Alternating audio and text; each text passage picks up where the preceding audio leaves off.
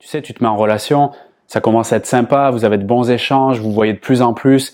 Il commence à avoir de ta part, et certainement aussi de sa part, peut-être le partage-t-il, un certain attachement. En gros, tu te sens bien, tu veux que ça continue, mais les moments où tu le vois un peu moins, peut-être quand il va en vacances, en week-end, ou tout simplement quand il est en train de travailler, qu'il n'a pas trop de temps à consacrer à la relation, que ce soit par SMS, appel, tu peux ressentir cette peur, celle qui est liée à ce que tu as connu par le passé, peut-être un homme qui t'avait trompé, peut-être un homme qui t'a laissé, qui t'a ghosté sans donner d'explication, et donc ces peurs d'être trahi, la perte de confiance, d'être abandonné, il disparaît, remonte en toi, elle ressurgit par des éléments très simples, des sensations, des émotions, des ressentis absolument désagréables dans lesquels tu te sens soit paralysé, soit tu pars à l'action pour retenir, t'accrocher à la relation. Tu as peut-être identifié que ces peurs qui jaillissent en toi dans certains moments, quand il s'absente, quand il parle peut-être à d'autres femmes, par l'intermédiaire de son travail ou de son cercle social, ça remonte en toi et tu te demandes mais comment faire, comment m'en sortir, comment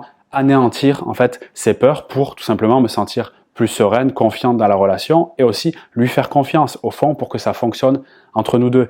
De par mon expérience personnelle, les formations que j'ai pu avoir et surtout les expérimentations dans les coachings privés que j'ai pu réaliser, j'en arrive à la conclusion et à la solution certaine que la peur n'est pas un ennemi. La peur n'est pas quelque chose ou une entité ou une personne à l'intérieur de moi qui me veut du mal. Si je la vois de cette façon, je ne respecte pas un principe de base qui est que ce que je repousse, ce que j'efface ou que je veux anéantir de moi revient à la surface avec beaucoup plus de vigueur. La peur est quelque chose que je dois traiter avec respect parce que la peur fait partie de moi. Au moment où je cultive ce type de pensée qui consiste à faire disparaître la peur, quelque part la faire mourir, c'est comme si je déclarais que je souhaite ma propre mort. Parce que dans mon point de vue, dans ma vision du monde, la peur est une partie de moi qui me veut du bien. Donc c'est un ami, c'est un partenaire. Donc pour moi, c'est une solution qui fonctionne pas. Peut-être l'as-tu essayé, vouloir t'en débarrasser, tu vois qu'elle te revient dessus avec beaucoup plus de puissance. Et j'irai même plus loin. Plus je la repousse, plus je m'identifie à elle. C'est-à-dire que plus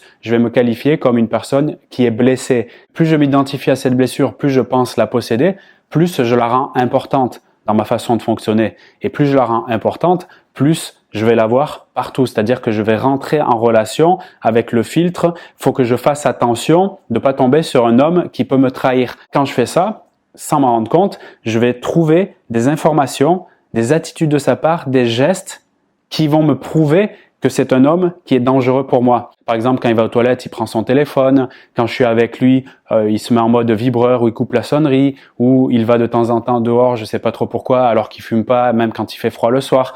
Plein de scénarios qui vont m'amener à toujours revivre ma propre blessure. Pourquoi? Parce que soit je l'ai planquée bien loin sous le tapis, soit je veux complètement la nier, éviter qu'elle survienne. C'est pour ça que l'ensemble de solutions que je veux te proposer ici, qui pour moi sont simples bien sûr sur la théorie, mais en pratique, ça dépend de l'évolution du cheminement de chacun, et moi-même, je l'expérimente, parce que ce que je te partage, je l'expérimente, c'est de changer l'histoire que je me raconte par rapport à cette peur, parce que la peur entraîne des croyances, les croyances qui sont un ensemble de pensées que je me raconte toute la journée ou en tout cas souvent dans ma tête, et qui m'amène après à aller chercher ces signaux pour vérifier que ce que je pense est bien vrai, ce qui est rassurant au fond, parce qu'on cherche tous au fond la sécurité. Donc pour me sécuriser et reprendre confiance, c'est préférable, je l'ai expérimenté et dans les coachings privés que j'effectue, celles qui vont jusqu'à là remarquent les résultats assez rapides d'ailleurs, je change l'histoire que je me raconte, c'est-à-dire que je commence à voir autrement, je change ma relation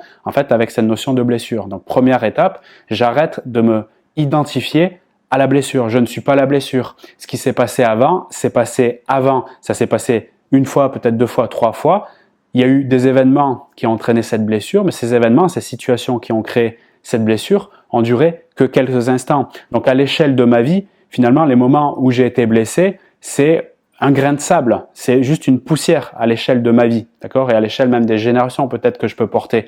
Donc c'est important de prendre cette hauteur de vue, même si la douleur elle est réelle, mais elle est aussi réelle, c'est ce que je veux indiquer ici, parce que je la rends réelle et je la rends plus grande, parce que je me raconte cette histoire, parce que je m'identifie à ma blessure, parce que je pense même que, et pose-toi cette question, j'ai des bénéfices cachés, c'est-à-dire que je retire des avantages à me présenter auprès de mon groupe social, auprès peut-être d'autres personnes, de ma famille, etc., comme la personne qui est blessée. Parce que je le veuille ou non, ça me ramène à mon besoin d'attention, à mon besoin d'être important, que nous avons tous en commun, nous les êtres humains. Donc chacun, nous trouvons, comme nous le pouvons, des façons de nous rendre importants ou tout simplement de gagner des points d'attention de la part des personnes qui sont autour de nous. Et le fait de se mettre dans le statut de « je suis blessé », même si c'est vrai que je l'ai été, renforce en tout cas déjà ma blessure, mais surtout renforce le fait que j'ai de l'attention de la part des autres. Donc j'ai cette dichotomie entre garder cette peur me propose des avantages, mais en même temps je veux fondamentalement et viscéralement me libérer de cette peur pour me sentir plus en paix, en sécurité. Donc la blessure ou les moments où j'ai été blessé sont effectivement des événements, mais ne lui donnons pas trop d'importance pour qu'ils ne deviennent pas ma personnalité et mon identité. Ça, c'est le premier point. Donc, je prends de la hauteur de vue et je ne suis pas ma blessure. La deuxième chose, c'est je regarde autrement, donc je change ma relation à ce que j'appelle cette blessure d'abandon, par exemple, et je commence à me raconter une histoire qui est plus agréable, parce que je sais que l'histoire que je me raconte, comme on l'a vu, crée mes résultats dans ma relation. Donc, échec amoureux si je continue. Donc, quelle histoire j'ai envie de me raconter qui me fait plus de bien? Si j'ai la chance de pouvoir puiser, ça demande un peu d'introspection, dans ma vie, dans mon vécu, à des histoires qui peuvent relater cette nouvelle histoire, par exemple de faire un lien avec quelque chose que j'ai vécu, ce qu'on peut appeler un contre-exemple pour changer la croyance, quelque chose que j'ai vécu et quand j'y pense, je me dis, c'est vrai que effectivement là, j'ai eu cette difficulté, cette douleur, cette blessure, mais j'ai réussi à la transformer en trouvant soit une leçon apprise, en l'appliquant, soit en trouvant dans cette expérience quelque chose qui est génial, qui est constructif pour moi et commencer à cheminer, donc comme je le dis ici, raconter cette histoire pour tout simplement me sentir un petit peu mieux, parce que c'est un chemin et je veux me sentir un petit peu mieux quand je pense à mes peurs, parce que ça me permet tout simplement de atténuer leur intensité, c'est ce qu'on veut, comme on a dit, c'est des amis, donc je veux danser avec elles, je veux me sentir bien avec elles. Alors des moments, il y a des hauts et des bas. Le but, c'est que les intensités, elles soient modérées, non pas que ça fasse des grands pics comme des grandes paralysies ou bien des grands mouvements de colère. Souvent, tu sais, quand tu as des peurs, tu sais pas comment contrôler le truc. Soit tu vas rester dans la passivité ou la paralysie, soit tu vas rentrer dans le tas avec potentiellement beaucoup d'agacement, pour pas dire de rage. Donc ça, c'est ce qu'on veut éviter. On veut modérer nos ardeurs, au fond, stabiliser les émotions qu'on peut ressentir, notamment quand il s'agit des peurs liées aux blessures précédentes. Donc je change l'histoire, je regarde dans mon passé, peut-être des contre-exemples, des moments où j'ai réussi à transformer mon énergie pour passer vers quelque chose de plus productif, notamment de l'apaisement. Et je peux me poser cette question dans ce processus pour me sentir mieux. Qu'est-ce qui est génial dans cette situation quand j'y repense à l'élément traumatisant? Qu'est-ce que j'ai appris? Comment j'ai pu grandir de ça? Comment j'ai pu le transformer? Comment je peux m'en servir maintenant pour vivre une relation qui me correspond le plus? Quand on pose toutes ces questions, le seul et unique but, c'est ramener plus de sécurité à l'intérieur de toi, en tournant la pièce de la peur à la sécurité, à la confiance. Maintenant, quand tu te poses ces questions, ou quand tu ressens plutôt ces peurs, qu'elles soient abandon, trahison, mais ça peut être d'autres peurs, d'humiliation, te sentir dans une forme d'injustice et plein d'autres peurs que tu peux ressentir. En tout cas, pense à celles que tu ressens le plus souvent. Peut-être que tu peux même l'imaginer maintenant. La solution, entre guillemets, par défaut, celle qui est choisie, on va dire naturellement, parce qu'elle demande tout simplement peu d'efforts, quand on a la chance de pouvoir la vivre, c'est quand, imagine, ton homme en face, celui avec lequel tu es en relation, soit relation naissante, soit une relation déjà établie, qui t'amène cette considération, cette valorisation, qui redore le blason de ton estime de soi, soit par des compliments sur ta personne, ce qui est le plus puissant, tu es belle, tu es magnifique, soit sur des attitudes, des comportements, j'aime bien quand tu fais ci, j'aime bien quand tu fais ça, soit tout simplement te faisant des déclarations d'amour, je t'aime, je te veux, c'est toi. Quand il vient, c'est-à-dire lui à l'extérieur, te revaloriser, forcément, ça permet, ça contribue à diminuer tes peurs. Si tu vois qu'il est présent et qu'il te le montre, qu'il est très attentionné, forcément, la notion de peur d'abandon en toi diminuera. Ça reste un élément très intéressant, mais on ne peut pas demander, et c'est souvent ça qui crée les dépendances affectives, que je demande à l'autre une attention importante et que si, pour X raison, il m'en donne moins ou il m'en donne plus du tout, là, c'est absolument insupportable ce que je suis en train de vivre et je vais lui courir après pour qu'il me donne ces points d'attention que j'ai tant besoin. Donc, c'est super quand on a l'occasion d'avoir à l'extérieur une personne, l'homme, ou bien des personnes de la famille ou des amis qui viennent nous nourrir. Félicitations à ceux qui ont cette chance-là, parce que c'est une chance, oui, on n'est pas tous nés avec la possibilité d'avoir des parents qui sont considérants, bienveillants, qui nous apportent la valeur, etc.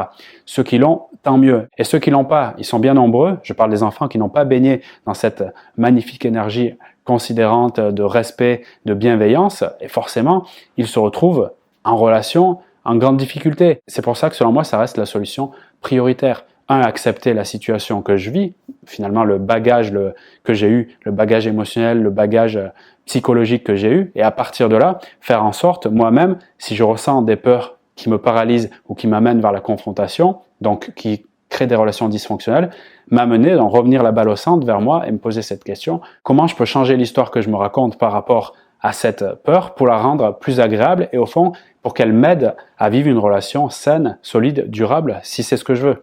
Et là, on commence à vraiment rentrer dans un chemin qui fait la différence. Finalement, apporter de l'énergie positive dans un schéma qui est absolument négatif et que, je rappelle, je crée de toutes pièces et je renforce par les pensées et les attitudes que j'ai qui vont dans cette direction. Donc oui, je peux changer les choses. Oui, ça demande un certain effort, mais je pense que le jeu en vaut clairement la chandelle. Je te remercie pour ton attention. Je te souhaite vraiment tout mon soutien si tu es en train de traverser des moments comme ça qui sont vraiment pas facile. Si tu veux que je t'accompagne en coaching pour qu'on voit ta situation et qu'on puisse trouver ensemble des solutions créatives qui te correspondent, je te propose de réserver un coaching privé dans la description de cette vidéo. Si également, quand tu penses à un homme, celui que tu veux, tu te poses des questions concernant son intérêt, tu peux regarder aussi dans la description de cette vidéo, tu pourras faire un quiz de quelques minutes qui te permettra de savoir s'il a des sentiments amoureux pour toi. Je te souhaite une très belle journée, une très belle soirée. À très bientôt.